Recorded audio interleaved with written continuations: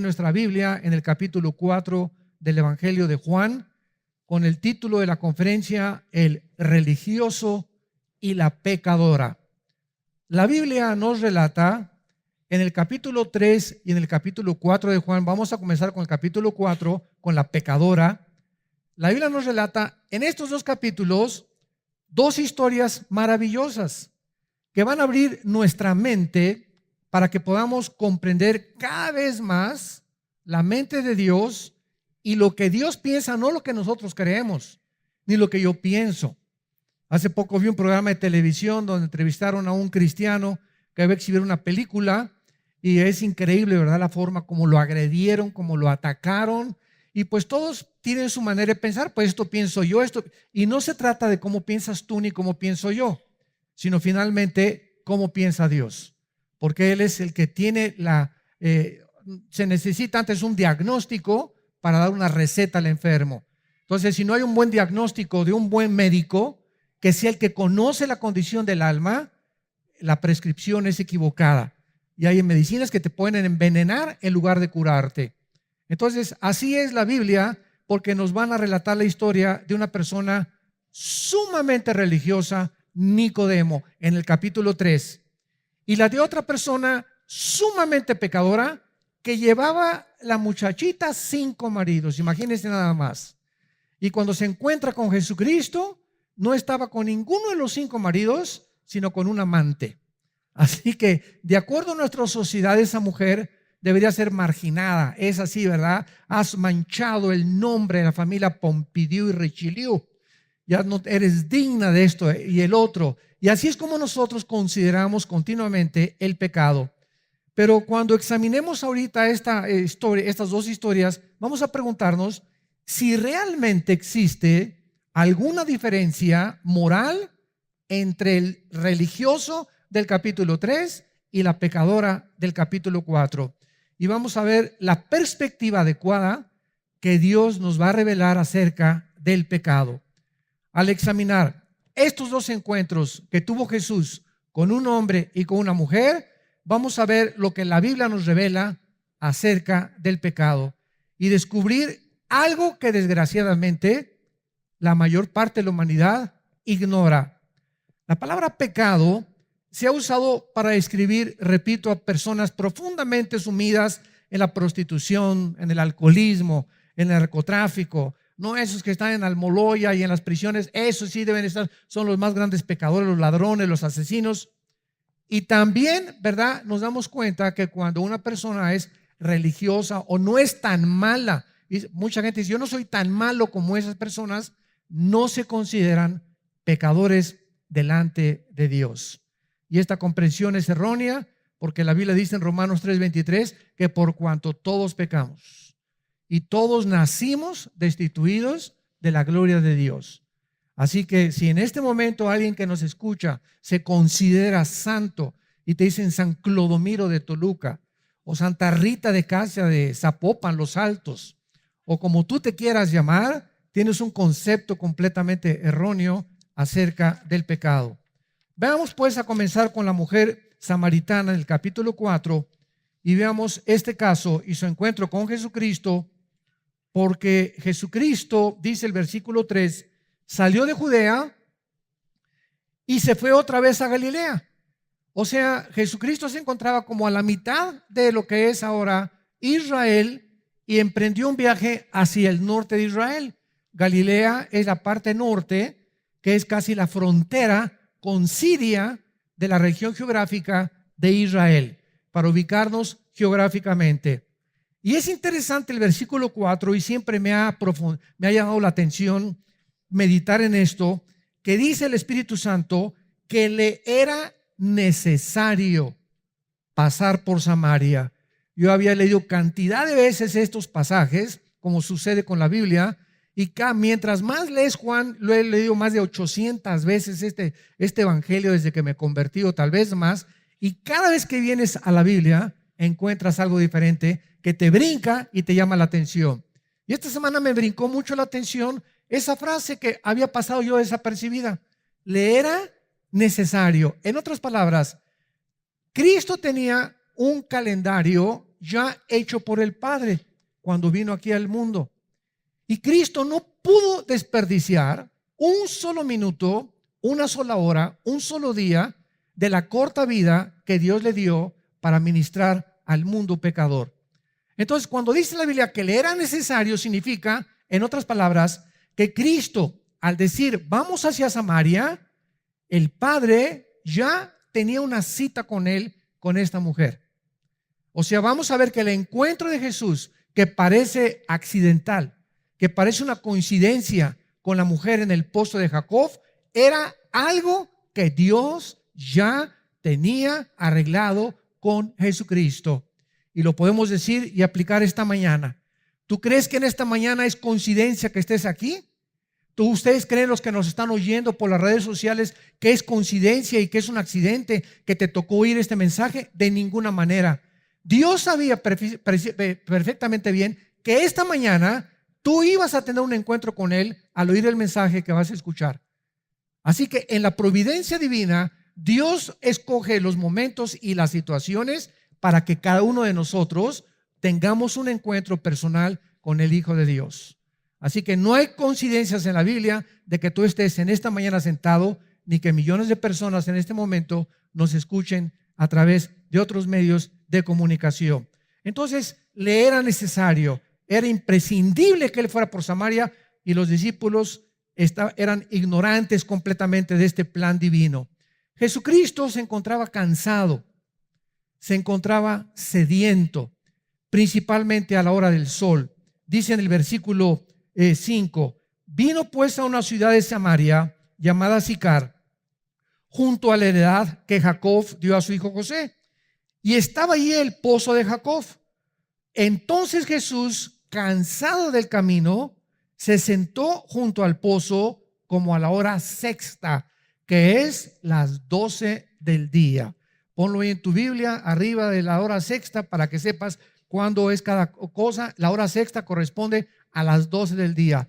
Era la hora donde más sol hay en todos los lugares, sobre todo desérticos.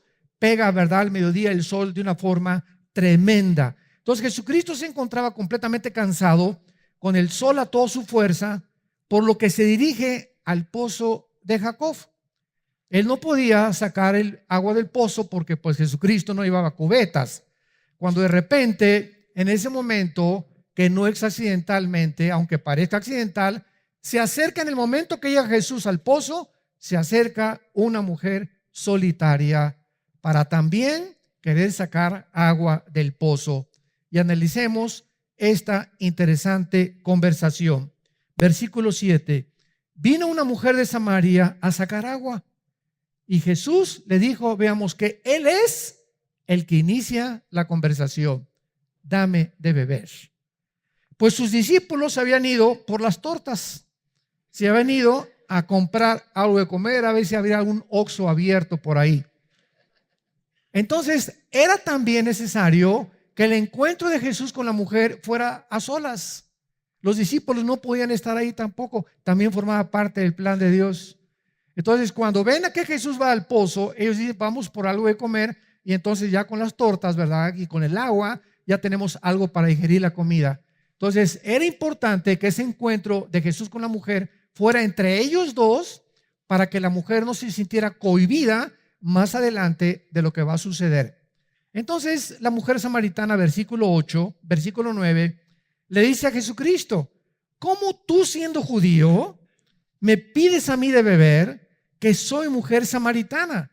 Porque judíos y samaritanos no se tratan entre sí.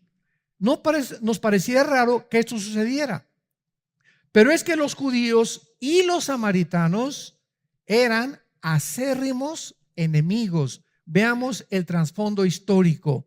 Siglos antes, los judíos habían sido llevados a Babilonia, cautivos en el año 583-85 antes de Jesucristo. Y los que se quedaron en Israel eran precisamente los que se mezclaron con los cananitas en la región que es en medio de Israel. Estaba Judea, Samaria y Galilea. La parte en medio era donde estaba Samaria, y se mezclaron con los cananitas, y entonces mezclaron el judaísmo con las religiones paganas de los cananitas. Entonces era una nueva tribu, la de los samaritanos les llamaban, mezclando su religión con otras religiones paganas. Así pues, los judíos, que eran muy dignos, que eran muy religiosos, consideraban a los samaritanos racialmente inferiores y herejes, porque habían corrompido el judaísmo con otras religiones. Y esta es la razón por la cual, cuando ella descubre por la forma como se vestía Jesús, que era judío, dice: ¿cómo tú eres judío, pero si ustedes no nos hablan en siglos? ¿Cómo es posible que tú me dirijas la palabra y me estés además pidiendo de beber? Entonces, esta es la razón por la cual la mujer se llena de sorpresa. Pero además era escandaloso, escuchen esto, aparte de todos estos problemas, era escandaloso que un judío le hablara a cualquier mujer extraña en público. Esto sucede todavía en Arabia Saudita y algunas regiones árabes en el Medio Oriente. Los hombres no pueden a una mujer extraña dirigirle la palabra. Y la mujer se tapa completamente con las burkas famosas, nada más los ojitos se les ven a las pobrecitas, y ellas no pueden tampoco, ¿verdad?, dirigirle la palabra a un hombre sin permiso de su esposo. Entonces, todas estas costumbres que los occidentales no entendemos, tenemos que comprenderlas para entender el trasfondo de las historias de la palabra de Dios. Entonces, vemos nosotros que aún hay más, porque ella había venido a sacar el agua al mediodía. Todo esto es muy interesante. ¿Cómo que al mediodía? Esa no era la hora normal en que las mujeres, cuando más calor hacía, venían a sacar el agua. Dice el versículo 6, en el pozo estaba Jesús cansado a la hora sexta, a las 12 del día. ¿Qué es lo que estaba pasando? Regularmente las mujeres venían en la mañana a sacar el agua. ¿Y por qué? Porque no hacía mucho calor. ¿Cómo es posible que a la mera hora del calor vayan las mujeres a llevar el agua? Se puede calentar en el camino y su esposo, ¿verdad?, pues ya llega, hasta los chicharrones se le quemaron en la casa. Entonces, esta mujer fue a las 12 del día porque esta mujer no era como las demás de Samaria, de la ciudad de Sicar. Esta mujer era una mujer pecadora. Era una mujer marginada por la sociedad. Era una mujer donde las Pompidou y las Richelieu no se juntaban con ella, porque todas sabían que había tenido 5 maridos y con el que vivía no era su marido. Entonces ella no podía ir a sacar el agua con todas las demás en la mañana, sino a la hora del sol, y tenía que ir sola porque era marginada por la sociedad. Entonces nos encontramos a una mujer despreciada, una mujer pecadora. Vamos a ver que también era muy religiosa, donde nadie le hablaba. Y Jesucristo, el Hijo de Dios, que bajó del cielo, arregla esta cita. El Padre le arregla esta cita a su Hijo para que con esa mujer que se considera un desecho de la sociedad, la podredumbre de la sociedad, lo que la sociedad considera como la peor de las pecadoras, que su Hijo se encuentre con ella para salvarla. Porque Jesús no vino por los sanos, Jesús vino por los enfermos. Porque si tú crees que tú no tienes la enfermedad del pecado, Jesucristo no puede hacer nada por ti. Y lo vamos a ver después con el religioso famoso. Entonces, Jesucristo estaba de una manera rompiendo todas las barreras sociales. Y a eso fue a lo que Jesucristo vino al mundo. Vino a romper barreras sociales, culturales, morales y de género, y las que él, como varón judío, absolutamente no tenía nada que ver con esta clase de mujeres pecadoras, ni de esta sociedad de mujeres no judías, y además inmorales. Imagínense en ese momento que pasen por ahí un grupo de fariseos y lo hubieran retratado a Jesús. Mañana salía en el Reforma y en el Sol de Toluca este pastor con una prostituta platicando con ella, o en esta sentándote a comer con esos narcotraficantes, etcétera, etcétera. Hubieran hecho un escándalo completamente. ¿Por qué? Porque, vuelvo a repetir, se creían mejores que los pecadores. Ahora bien, Jesucristo, de una forma gentil y amable, antes de cualquier cosa la confronta. Versículo 9, ella le dice: ¿cómo tú siendo judío me pides de beber? Y responde Jesús y le dice: si conocieras el don de Dios, si tan solo conocieras el regalo que soy yo a la humanidad, si tan solo todos ustedes los que nos están escuchando conocieran y entendieran que Jesucristo vino a dar su vida por los más horribles narcotraficantes, prostitutas, borrachos, parranderos, jugadores, drogadictos, pederastas, homosexuales, lesbianas. Cristo vino por los pecadores. Cristo vino por aquellos que se sienten que verdaderamente han ofendido a Dios. Porque mientras te sientas que no eres pecador, Él no puede hacer nada por ti. ¿Y cuál es el problema? La ignorancia de conocer el evangelio de la gracia de Dios. Si tan solo conocieras, esta mujer no conocía.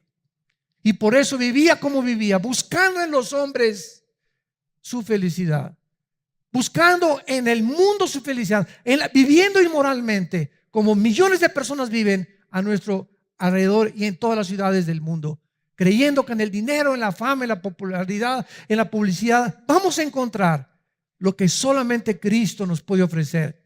Pero ¿por qué viven así tus primos, tus primas, tus cuñados, tus tíos, tus familiares? ¿Por qué nuestra gente, nuestras amistades, por qué viven como viven? Por ignorancia. Porque si tan solo conocieran, ¿y cómo lo van a conocer si tú no se los das a conocer? Tus trabajadores en tu bufete de abogados, en tu consultorio médico, tus enfermeras, la tortillera, el lechero, el tendero, la azafata en el avión, toda la gente que todos los días nos encontramos vive como vive porque no hay nadie que les diga y les hable del amor de Cristo en la cruz. Y recibirán poder, dijo Jesús en Hechos 1:8, cuando el Espíritu venga sobre sus vidas, y me serán testigos. Pregunta, un paréntesis: en los últimos 15 días, tú que me escuchas y que te dices cristiano, ¿a quién le has hablado de Cristo en estas últimas 2 semanas? ¿Hay alguien con quien te hayas detenido a compartirle el evangelio de Jesucristo? Oye, ¿tú sabes que Jesús hace 2000 años murió en una cruz? Pues no lo sabía, patroncito. ¿Y no sabes lo que Él hizo en esa cruz por ti? Pues no sabía. Y compartirle el plan de salvación y decirle: no quisieras en este momento abrir tu corazón e invitarlo a Cristo. Él te puede sacar del problema en que tú estás. Él te puede ayudar a cambiar tu vida. Y Él te recibe así como estás de pecadora. Óyeme, Panchita, óyeme, Carlitos, así como estás, Él te ama. Estas son las buenas noticias que traemos nosotros. ¿Lo has hecho en los últimos 15 días, en los últimos 3 meses, en el último año? Desde que eres cristiano, ¿cuándo te convertiste? ¿Hace 3 años, 4, 5 años? Haz una lista honestamente, desde que tú te convertiste, ¿a cuántas personas les has hablado de Jesucristo, del amor de Dios en la cruz y de la razón por la cual viven como viven, por ignorar el don de Dios, el regalo de Dios en Cristo Jesús, que es vida eterna? Si conocieras el don de Dios, versículo 10, le contestó Jesucristo: ¿y quién es el que te dice, dame de beber? Tú le pedirías y Él te daría el agua de la vida. ¿Qué es lo que Cristo le estaba dando de repente? Imagínense esa mujer, ¿no? Con este hombre que estaba hablando en un lenguaje desconocido. Parecía como un marciano que se le había parecido a ella, hablándole que el agua de la vida y que si lo conociera, etcétera, etcétera. Cristo le estaba diciendo: tengo algo para ti que es básico.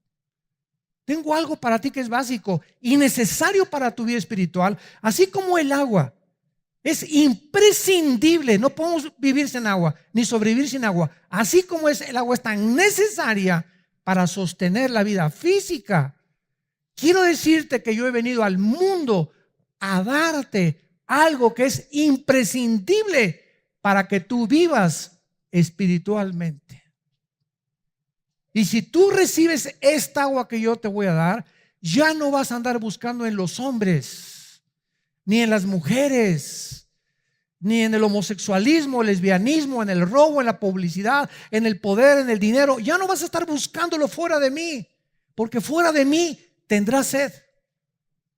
Fuera de mí jamás podrás saciar el vacío con el cual nacimos. Soy yo, dice Jesús, el que he venido a darte eso que tu alma necesita. Y como no conoces quién es el que te está hablando, lo buscas en el mundo, en el cine, en el tabaco, en las drogas, en el alcohol, en el poder, en hacer dinero. Y ya que tienes dinero, como hay ahorita un hombre multimillonario, en verdad, en Estados Unidos, que tiene 9,000 millones de dólares, pues ya no quiero el dinero, ahora quiero poder, ahora quiero la política. Y así nos damos cuenta que el mundo no está satisfecho. Tengan lo que tengan, siempre están buscando algo más y siguen vacíos.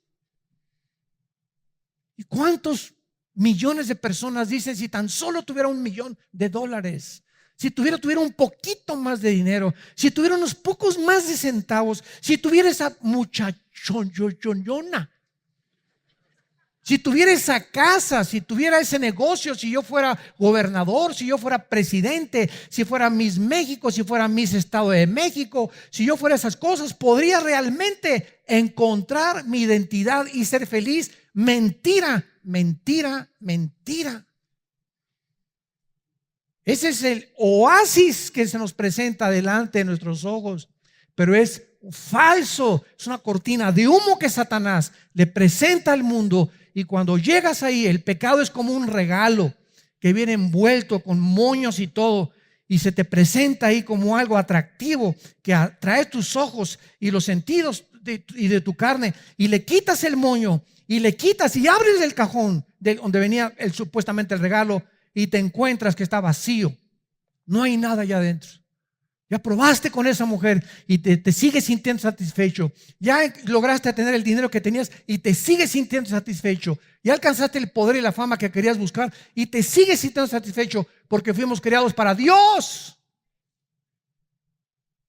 Fuimos creados para Él. No somos animales. Los animales, como las vacas, los burros, comen, pastan, duermen, comen, pastan, duermen. Y así hay muchos seres humanos, se levantan, trabajan y otra vez se levantan, trabajan y comen. Y no hay diferencia entre muchos seres humanos y los mismos animales. Y así se mueren. Nunca descubrieron a Jesús. Nunca saciaron su ser espiritual. Siempre vivieron frustrados. Siempre vivieron queriendo y anhelando algo más en su vida, porque no quisieron entender que hemos nacido para poder regresar a Dios. Y mientras tú no tengas a Cristo en esta mañana en tu vida y en tu alma, seguirás vacío. La mujer le dijo, versículo 11, Señor, no tienes con qué sacarla. Todavía ella creía que se refería al agua del pozo, pobrecita. Y el pozo es hondo. ¿De dónde pues tienes el agua viva? ¿Acaso eres tú mayor que nuestros padres Jacob, y que nos dio este pozo, del cual bebieron él y sus hijos y sus ganados? Respondió Jesús, versículo 13, y le dijo, cualquiera que beba de esa agua, cualquiera que crea que en los hombres, en las mujeres, en el dinero, en el poder, en la fama, en la publicidad, va a encontrar satisfacción en su vida espiritual, va a volver a tener sed. Cualquiera que crea que fuera de mí va a poder entender que la felicidad no se encuentra en nada de esta vida. Vas a vivir toda tu vida sediento y sedienta, tratando de llenar ese vacío con algo que no soy yo. Yo los creé a mi imagen y semejanza, para que cuando ustedes se apartaron de mí, mandé a mi hijo para que él los regresara a mí, dice el Padre. Y mi hijo fue al mundo y lo rechazaron y lo colgaron, lo crucificaron en medio de los ladrones, se burlaron de él y se siguen burlando de él. Les dejé la Biblia y siguen atacando la Biblia y siguen considerándola como algo obsoleto, como algo religioso, como algo sin ningún valor. ¿Por qué? Porque el mundo ama el pecado y no quiere que nadie les venga a decir, estás mal en el camino que has escogido. Y hay caminos que parecen derechos, pero su fin es camino de muerte. Si adoras el dinero y los bienes materiales, nunca sentirás que tienes lo suficiente. Si adoras tu cuerpo y la belleza, siempre te sentirás feo o fea, o que siempre te hace algo más, y otra cirugía plástica, y te sorprenderás qué rápido vas a envejecer. Como una artista mexicana, ¿verdad? Que se hizo 12 cirugías plásticas, cuando levantaba la mano, levantaba la patita también.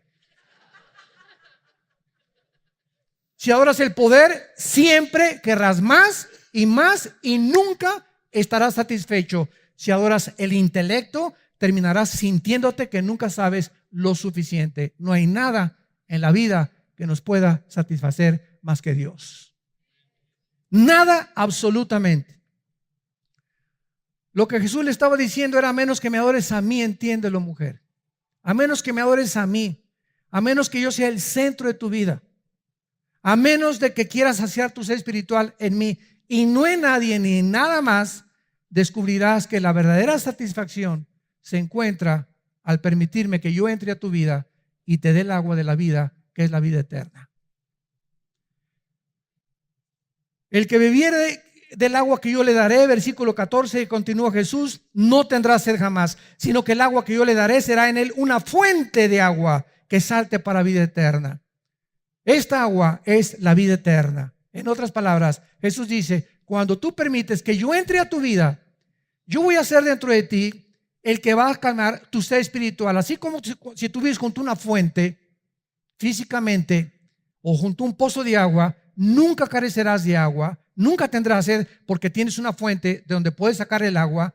Así, si tú me tienes a mí, vas a sentir con el tiempo, mientras más bebas de mí que estoy dentro de ti, vas a saciar más y más y más, y vas a descubrir que menos y menos y menos necesitas lo que el mundo te ofrece, y cada vez me buscarás y clamarás como el siervo clama por las aguas. Así clamarás: mi alma tiene sed del Dios vivo.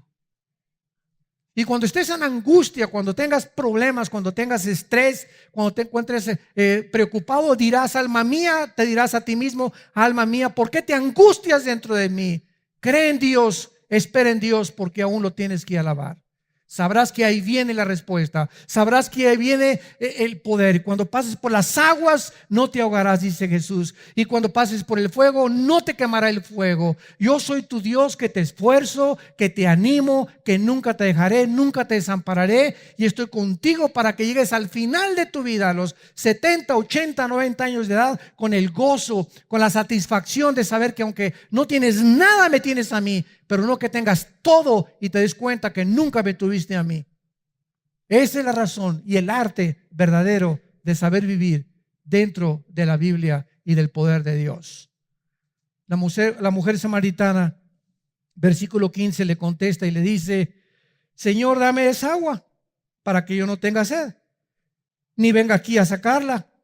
Jesús le dijo: ve y llama a tu marido. ¿Qué estaba haciendo Jesús? Imagínense nada más a esta mujer, ¿no? De repente Jesús le dice: ve y llama a tu marido. Cuando ella le dice: dame de beber, le dice: ve y llama a tu marido, muy gentilmente. Y aquí tenemos a una mujer que ya mencionamos, con un historial que no le pudieron decir en su pueblo Santa Rita de Casia para nada, ¿verdad? Y en la búsqueda de la felicidad con los hombres, de un hombre a otro hombre, divorcios, y que le encontraría en algún hombre. Llevaba 5 maridos y un amante, y esta pobre mujer seguía igual, marginada por la sociedad, con grandes culpas, pero también muy religiosa.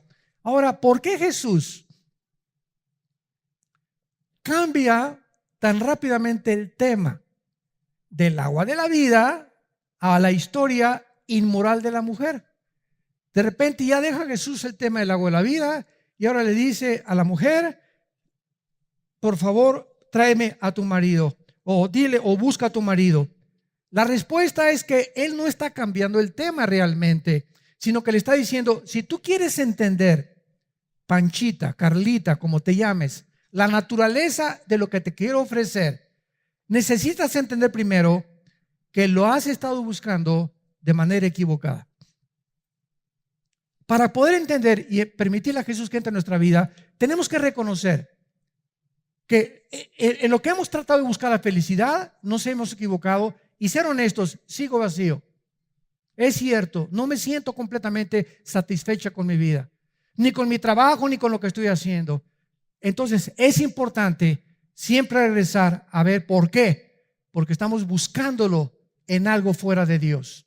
Busca a tu marido. En ese momento Él la está confrontando y diciéndole y tratándola de ubicar en dónde se encuentra la raíz de su problema. La has tratado, muchacha samaritana, de obtener mediante los hombres y no te ha funcionado. Y entonces la mujer, en ese momento, que era muy religiosa, iba a una iglesia, lo vamos a ver, eso sí, inmoral, pero bien religiosa. En ese momento la mujer, en el versículo 19, le dice: Señor, me parece que tú eres profeta. La mujer entró en estado de shock por el conocimiento que Jesús tenía de su vida. Oye, tú eres el profeta. ¿Cómo sabes que, verdad, que tengo hombres? ¿Cómo sabes que ese es mi problema? Y entonces la mujer le hace una de las preguntas teológicas más grandes que existen en los tiempos. Versículo 20. Nuestros padres adoraron en este monte y ustedes dicen que en Jerusalén es el lugar donde se debe adorar. La mujer en ese momento, cuando Jesucristo le dice: ¿dónde estás?, ella inmediatamente lo primero que quiere decir es: si eres profeta, lo que quieres hacer es meterme a tu religión. Lo que tú estás buscando es, ¿verdad?, que yo cambie de religión. O sea, todavía no le cae el 20 a la mujer. Y entonces se defiende porque la pregunta más grande teológicamente es: ¿cuál de todas las religiones es la verdadera? Y eso es lo que toda la gente se pregunta. Yo en los debates que tenía en la televisión, bueno, pues es que esta religión, y cada quien su religión, y tú tienes una religión, etcétera, etcétera. Y todo lo que hablan es por ignorancia, porque no entienden que una cosa es la religión y otra cosa es Dios. A ver, espérame tantito. Que entonces, cuando hablamos de religión, no estamos necesariamente involucrando a Dios. No, porque el budismo es una religión atea. El comunismo es un sistema ideológico social que está considerado ya religioso también. Entonces, cuando hablamos de religiones, ¿de qué estamos hablando? La gente no sabe ni siquiera eso.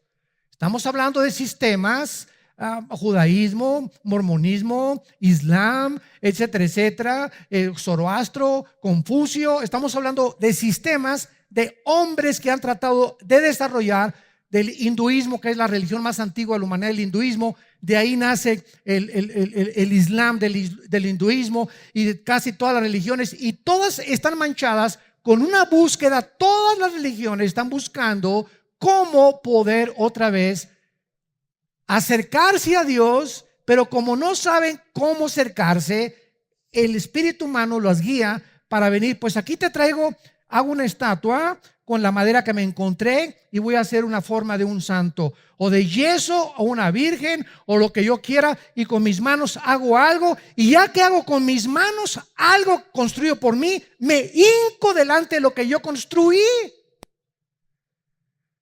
O sea, estamos buscando cómo salvarnos nosotros mismos. Eso es lo que es la religión. Son sistemas que te llevan a buscar cómo salvarte, pero inventado por ti, inventado por los hombres. Entonces la mujer le dice: ustedes dicen que la iglesia Vida Nueva para el Mundo, otros dicen que la católica, otros que la mormona, otros que los testigos de Jehová, otros que el adventismo, otros que la ciencia cristiana. Oye, ¿cuál de todas las religiones? Mis padres me enseñaron que yo soy católica y nací católica, voy a morir católico. Mis padres me enseñaron que soy protestante o soy evangélico y creo que esta es la verdadera religión. Y la gente por todos lados está preguntando: bueno, ¿realmente habrá una verdadera religión? Y la respuesta es no. Y vean qué es la respuesta de Jesucristo. Versículo 21. Jesús le dice a la mujer: créeme a mí, créeme a mí. No le creas a nadie más, ni a Walter Mercado, ni a Confucio, ni a Buda, ni a Zoroastro, ni a Mahatma Gandhi, ni a Mahoma. Todos han sido hombres altruistas, religiosos, que han aportado partes de la verdad, que han dado ciertas reglas de ética, que han dado ciertas reglas de moral, que nos han enseñado algunos caminos, pero ninguno de esos hombres que ha inventado y donde se encuentran todas las religiones te puede salvar de tus pecados. Solo yo en la cruz, con mi sangre y con mi muerte, soy capaz de poder perdonarte todos tus pecados y darte la vida eterna y esa paz que estás buscando en el mundo y que no has encontrado. Solo en el nombre de Jesús.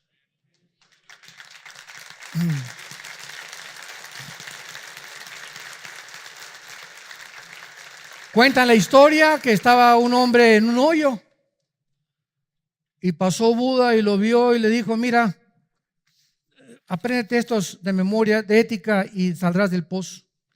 Y después detrás de él venía Mahoma: mira, apréndete este librito que te voy a dar, el Corán, y te saldrás del pozo. Y después pasó otro hombre, Confucio, y le dio mandamientos de estética, mandamientos de higiene, mandamientos, y saldrás del pozo. Y entonces pasó otro hombre al final de todos y le tendió la mano y le dijo: dame la mano, y lo sacó del pozo. Todos los primeros hombres que pasaron han sido todos los hombres y líderes religiosos. Y todos te dicen: haz esto, haz aquello, pórtate así, haz buenas obras, etcétera, etcétera. Pero solo uno vino a decirnos: yo soy el que te puedo sacar de la condición con la cual naciste, Jesucristo. Nada más. Y él, o sea, ¿qué es la conclusión? Tú puedes pertenecer y ser católico, o ser protestante, o ser evangélico, o ser mormón, etcétera, etcétera. Y el hecho de que pertenezcamos, entendamos esto, el hecho de que pertenezcamos a una religión no nos salva.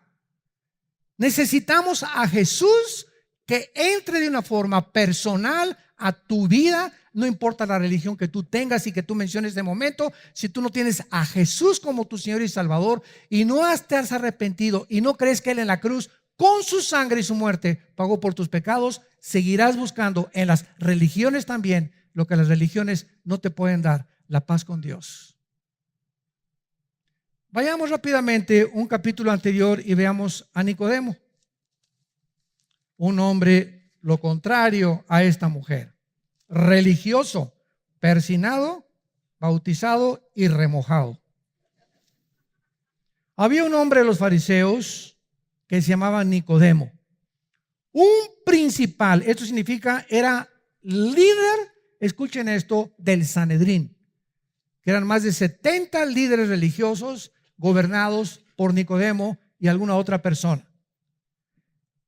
Este vino a Jesús de noche y le dijo: Rabí, sabemos que has venido de Dios como maestro, porque nadie puede hacer estas cosas y señales que tú haces si no está Dios con él. Cristo se voltea y le pudo haber dicho a Nicodemo: mira, Nicodemo, cántame, como dicen los jóvenes, la pura neta. No me vengas con que reconozca que yo vengo de Dios. Entonces, si tú crees que yo vengo de Dios, ¿por qué vienes a mí de noche? ¿Por qué hipócritamente me vienes a buscar cuando nadie te ve? ¿Por qué vas a la iglesia y que nadie sepa que vas a la iglesia cristiana? ¿Sabes una cosa? Si tú realmente crees que yo vengo de Dios, no te esconderías para verme. Pero Jesús no lo hizo. Jesús era demasiado gentil, demasiado amable, no como muchos de nosotros. Entonces Jesucristo lo para y ya no lo deja hablar. Ya sabemos que vienes de Dios y sabemos que enviado, etcétera, etcétera. Y Cristo le dice a Nicodemo unas palabras que jamás, que Nicodemo debería saber que era la raíz del Antiguo Testamento para verdaderamente saber si estás caminando con Dios. Y Cristo le contesta y le dice, versículo 3: de cierto te digo que si no naces de nuevo, el que no naciere de nuevo, aunque tengas religión, aunque tomes miércoles de ceniza, aunque te hayan bautizado, aunque vayas al Vaticano, aunque vayas a la iglesia cristiana, aunque vayas a la iglesia bautista, presbiteriana, ciencia cristiana, adventista, no importa, haz lo que quieras. Si tú no naces de nuevo, si tú no experimentas un nacimiento espiritual en tu vida, no vas a entrar al cielo. Cristo le pudo haber dicho, y nos puede decir a nosotros también: ¿alguno de nosotros escogió nacer? No, ¿verdad? Yo antes de nacer no le dije a Dios, ¿verdad? Oye, te pido que nazca de los reyes de Persia, Señor. Tráeme al mundo con los reyes de Inglaterra, ¿verdad? O tráeme al mundo hijo de Tizoc y de la India María. Cuando nosotros estamos completamente compenetrados con estas verdades, Ahí nos damos cuenta que el racismo no puede existir, porque ningún ser humano ha escogido nacer como nacimos, con la cabeza de gorrión que tienes, o la nariz papalote que tienes, o lo bonito que eres, o lo guapo, o la belleza. Ninguno de nosotros escogimos, ni la estatura, nacer como nacimos. Ahora, tampoco escogimos qué padres teníamos. Muy bien, si nosotros físicamente, escúchenme muy bien, ni siquiera le pedimos a Dios cómo nacer ni cuándo nacer, así es el nacimiento espiritual, viene de Dios también. Es por gracia. Es por gracia. Y Dios nos los ofrece mediante la fe. Entonces Jesucristo le contesta y Nicodemo le dice en el versículo 4, a ver, espérame tantito, ¿cómo que tengo que volver a nacer de nuevo? Y vean lo que dice Nicodemo. ¿Cómo puede un hombre nacer siendo viejo?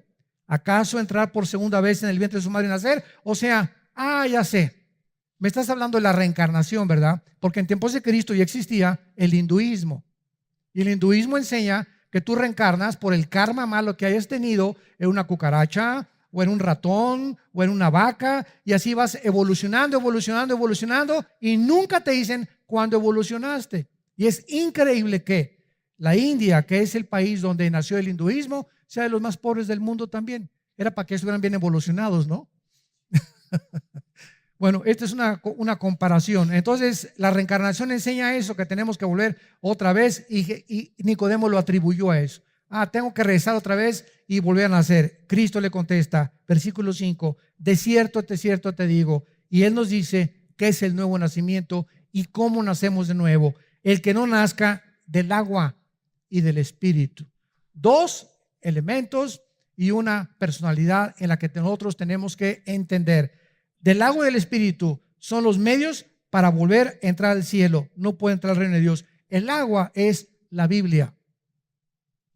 Efesios capítulo 5, Timoteo, 2 Timoteo 3, Tito capítulo 3. Hemos nacido de la palabra de Dios. Romanos 10, 17. La fe es por el oír, y el oír por la palabra de Dios. El agua, la Biblia es esa fuente de agua que tenemos, donde si venimos a beber diario de la Biblia, estamos satisfaciendo, estamos nutriéndonos, y estamos apagándonos esa sed con la que todos los días despertamos. Entonces, Cristo está diciendo, si tú no oyes el mensaje de la Biblia, no Mahoma, no Fucio, no Mahatma Gandhi, no ningún líder, el mensaje está escondido en la Biblia.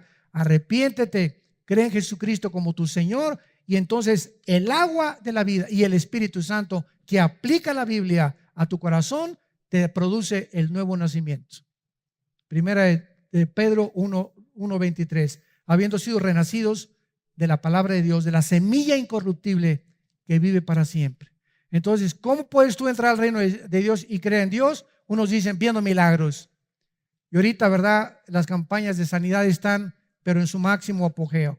Se llenan los estadios de 50, 30 mil personas, porque hay personas que dicen hay sanidades, hay milagros, y toda la gente está buscando lo que en los tiempos de Cristo. Seguían a Cristo porque les dio pan, porque les hizo milagros, porque les multiplicó los panes, pero no lo seguían más que 12 al final que se quedaron con él, y uno que se quedó al pie de la cruz, Juan, porque muchos lo seguían por motivos equivocados. La gente quiere milagros, quiere ver, quiere experimentar, pero no es la forma de entrar al reino de Dios. Entramos creyendo las promesas de Dios. No necesito ver para creer, porque si necesito yo ver para creer, ya no es fe. El justo por la fe vivirá. El justo vivirá creyendo, no viendo. Cuando comenzamos a ver, ya no es fe. Ya comenzamos a obtener a través de la visión lo que quiere satisfacer el alma. Esto es muy importante teológicamente. Y entonces Nicodemo, ya después de que le dice Cristo esto, Cristo termina: lo que es nacido de la carne, carne es; lo que es nacido del Espíritu, Espíritu es. Tú y yo nacimos de papá y mamá. Tú y yo nacimos de papá y mamá. El otro día vi un programa de televisión donde entrevistaban a una pareja de muchachos que se casaron y quieren adoptar un niño. Y yo le decía a mi esposa, ¿sabes lo primero que yo le preguntaría a esa pareja de hombres que quieren adoptar un niño? ¿Por qué ustedes no lo traen al mundo? ¿Por qué no lo traen al mundo entre ustedes dos? Son las mujeres, ¿verdad? Bueno, vamos a dejar la Biblia, vamos a dejar a un lado la cosa religiosa. La misma naturaleza no nos habla que es antinatural. Entonces, si ustedes no pueden traer un niño al mundo porque son un hombre y un hombre, ¿por qué lo quieren adoptar? O sea, para ustedes la mujer es solamente una máquina de parir, nada más. Muy bien, el día que queramos que nos los dé una mujer y que ese niño te pregunte algún día, oye, ¿tú, papá, no tienes mamá? ¿No tuviste mamá? Sí, ¿y yo por qué no la tengo? Si tú tuviste, ¿qué naciste de huevo? Y yo toda la vida o sea, en la escuela cuando tenga 6, 7 años que me pregunten quién es mamá, ¿qué le voy a decir, Carlos y Pepe? Es lo que les voy a decir. Ustedes saben lo cruel que son los niños. Y el bullying que hay a esa edad de los niños son crueles. No hay ningún problema si quieres, ¿verdad?, casarte con el que tú te quieras casar. No arrastren a los niños. Porque la Biblia dice que el que arrastre a un niño y el que haga algo contra un niño, corrompiéndolo psicológica y espiritualmente, más le valiera que amarrar una piedra de molino en el cuello y se aventar en un río. Porque los niños es el reino de Dios. No se metan con los niños.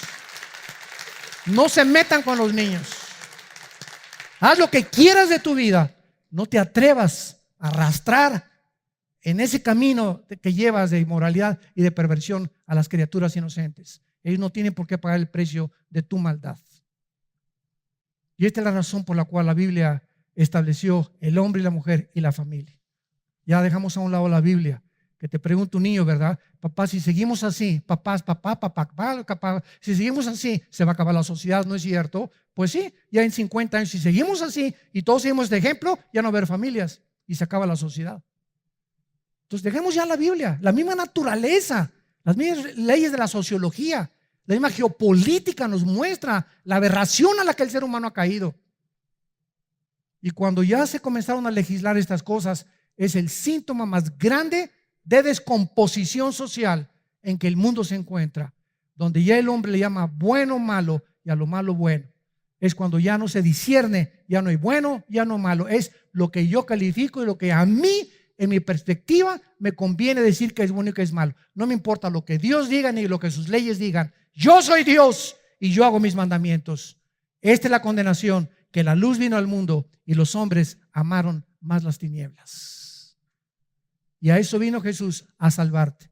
Tú que me escuchas si eres homosexual o lesbiana, tú que me escuchas si eres narcotraficante, tú que me escuchas si eres borracho, parrandero y jugador, tú que me escuchas, no importa la condición en la que tú te encuentres, la sangre de Cristo nos limpia de todo pecado.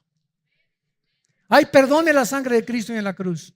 Él vino a ubicarnos, a salvarnos de tantas aberraciones que hemos caminos equivocados que hemos escogido por ignorar quién es el don que Dios nos ha dado, que es el Hijo de Dios, que es la vida eterna y que en esta mañana te dice te amo.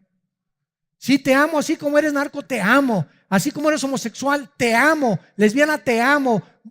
Drogadicto, te amo. Eres pederasta, te amo, dice Dios. Te amo como estás. Dios muestra su amor para con nosotros en que siendo aún pecadores, Cristo murió por nosotros. Dios nos ama en la condición en que estamos y nos ama para decirnos, permíteme entrar a tu vida porque te amo y te puedo cambiar. Y ese es el pecado, que cuando tú sabes que alguien puede cambiarte, te aferras a tu pecado y sigues en tu camino de perdición. Y esta es la condenación precisamente y el infierno eterno, porque no quisiste el regalo de Dios. Entonces Dios ofrece el perdón a los malos, a los pecadores. Vino por los enfermos, no por los que se creen como Nicodemo. Yo soy fariseo, ¿de qué me estás hablando? Soy líder del Sanedrín, voy a la iglesia, me persino, etcétera, etcétera. ¿Sabes una cosa? Por muy religioso que seas y por muy pecador que los llames, los dos están en la misma situación. Todos necesitamos el perdón de Dios. Oremos. Padre, gracias por tu palabra. Gracias, Señor, por confrontarnos con esta verdad profunda de nuestra verdadera condición espiritual delante de ti. Tu palabra dice, por cuanto todos pecamos y todos nacimos lejos de ti, destituidos de tu gloria, pero el regalo de Dios, lo que tú has hecho para poder rescatarnos de esta podredumbre de vida en la que muchos vivíamos, fue Jesucristo colgado en una cruz entre el cielo y la tierra, diciéndonos de tal manera los amo, que ha dado a mi Hijo unigénito, para que cualquiera de ustedes que en él crea no se pierda, mas tenga la vida eterna. Mas el herido fue por nuestras rebeliones, molido por nuestros pecados. El castigo que nosotros merecíamos llevar, lo llevó él en la cruz, para que viéramos en esa cruz la justicia y el amor de Dios, su profunda sabiduría y su odio contra el pecado. Oh Dios, en esta mañana te damos gracias, porque no es coincidencia el encuentro que miles de personas o millones de personas han tenido al escuchar tu voz de la Biblia. Y si tú eres una de esas personas, como esa mujer samaritana, pecadora o pecador, o como ese hombre Nicodemo, extremadamente religioso, y que en esta mañana Dios te dice, tú tienes que nacer de nuevo, estás buscando en la religión, en el pecado, en la inmoralidad, algo que no te va a llenar, ven a mí, créeme a mí, yo soy el camino, la verdad y la vida. Abre tu corazón a Cristo y dile estas palabras si lo quieres invitar por primera vez y experimentar esa agua que Él te quiere dar a beber. Dile, Señor mío y Dios mío, reconozco mi vacío espiritual. Tengo un pozo dentro de mí vacío, estoy seco, seca. Necesito que entres a mi vida a llenarme. He tratado de llenar este vacío en mi vida con hombres, con mujeres, con poder, con dinero, con publicidad, con popularidad, en el pecado, en los placeres. Y me doy cuenta que sigo vacío, vacía. Ahora reconozco, Jesús, que tú eres el único que puede entrar a mi vida a darle sentido y propósito para vivir. Te reconozco como mi Señor y mi Salvador. Te pido que me perdones y me des el poder para cambiar el camino en el que me encuentro caminando y me regreses a ti en el nombre de Cristo. Amén. Gracias a Dios por la Biblia. Gracias a Dios por esta palabra. ¿No le alaban? ¿No le bendicen? ¿Cuánto le necesitamos? ¿Cuánto le necesitamos? Dichosos todos ustedes, los que tienen sed diario, que se levantan en la mañana y no pueden ya ni siquiera irse a trabajar sin haber pasado un tiempo con la palabra de Dios. Que tengan sed de la palabra de Dios. Es la señal más grande que estás en el camino correcto y que verdaderamente eres un hijo e hija de Dios. Antes de despedirnos y de tener la bendición pastoral, les pedimos a todos ustedes que se encuentran aquí, que hicieron esta oración por primera vez en esta mañana, invitando a Cristo como su Salvador, que se pongan de pie. Párense los que hicieron esta oración por primera vez, sin temor y sin vergüenza. Dios te bendiga. Gracias. Dios te bendiga allá atrás. Gracias a Dios. Alguien más. Gracias. Que Dios te bendiga. Gracias. Que Dios te bendiga. Gracias por estas almas. Que Dios te bendiga. Allá también atrás. Gracias. Que Dios te bendiga. Gracias por estos son. Dios los bendiga. Se pueden sentar. Les bendecimos, les amamos. Bienvenidos a la familia de la fe. Y Dios lo que ha comenzado en ustedes lo promete en Filipenses 1:6 que lo va a terminar hasta que Él regrese. Gracias a Dios. Nos ponemos de pie para recibir la bendición pastoral. Dios bendiga tu vida y tu familia. Dios bendiga a tus hijos. Dios bendiga el fruto de tu vientre. Dios bendiga a tus animales domésticos. Dios bendiga a tus padres. Dios bendiga a tus hermanos y hermanas. Y Dios bendiga tu trabajo y lo haga prosperar. Dios te guarde de todo mal cuando salgas a la calle, para que tu pie no tropiece en piedra, porque a sus ángeles enviará para cuidarte en todos tus caminos. Que Dios te siga prosperando en todo lo que hagas, te llene del todo el conocimiento de su voluntad, con toda sabiduría y con toda inteligencia espiritual, fortaleciendo la paciencia que necesitamos tener, porque las tribulaciones son las que producen la paciencia, para que el carácter que está desarrollando en nosotros cada vez sea más maduro y más profunda nuestra fe. Que Dios ponga sobre ti esa paz que sobrepasa todo entendimiento En el nombre de Jesucristo les bendecimos. Amén.